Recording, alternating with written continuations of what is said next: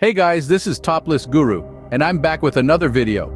Today we dive deep into the life of Pablo Escobar, one of the most infamous figures in modern history. Known as the King of Cocaine, Escobar's life was a complex blend of extreme wealth and brutal violence. Stay tuned as we uncover the top 5 most shocking facts about his life.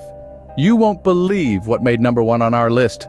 Fact 5, wealth beyond measure. Starting with fact number 5, at the height of his power, Forbes listed Escobar as the 7th richest man in the world.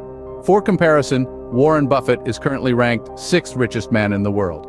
Escobar, with an estimated fortune of $30 billion, his wealth was so vast that he owned properties like Hacienda Napoles, a massive 20 km squared estate, which included a private zoo with giraffes and hippos imported from Africa. This estate wasn't just a home, it was a symbol of Escobar's immense power and wealth. But as his downfall came, so did his estate, and many animals once kept in the zoo were left wandering around. This is why Colombia has an estimated wild population of 100 hippos roaming the wild to this day. Fact 4. Robin Hood persona. Fact number 4 reveals the complexity of Escobar's public persona. To some, he was a Robin Hood figure who used his wealth to help the poor. Some examples of his charitable work include the construction of schools, homes, sports fields, as well as donating large sums of money to the charity, helping to uplift the poorest areas of Colombia from poverty. Many of the buildings that have remained to this day, and many have adored him for his charitable acts. This charitable side won him significant local support, complicating efforts to combat his criminal activities. Building barrios. One of Escobar's most notable acts was the creation of the neighborhood Barrio Pablo Escobar in Medellin, where he financed the construction of hundreds of homes for families living in extreme poverty. This area provided housing for those who had previously lived in a city garbage dump. Fact 3. The war against extradition. Escobar fiercely opposed extradition treaties between Colombia and the United States. His campaign, Plata o Plomo, silver or lead, offered a choice between accepting bribes or facing assassination. This campaign was marked by extreme violence against Colombian officials, law enforcement, and anyone perceived as a threat to his empire.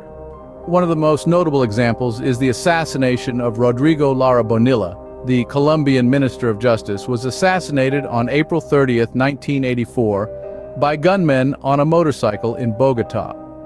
His death was a direct retaliation from the Medellin cartel, particularly its leader Pablo Escobar, against Lara Bonilla's aggressive crackdown on drug trafficking. As minister, Lara Bonilla had been instrumental in pursuing narcotics traffickers, pushing for their extradition to the United States, and exposing their criminal activities, including those of Escobar. His assassination marked a significant escalation in the violence between the Colombian government and the drug cartels, underlining the dangerous power wielded by narco-traffickers like Escobar. Lara Bonilla's murder galvanized the Colombian state's efforts against the drug trade, but also highlighted the grave risks faced by those who challenged the cartels. Fact 2.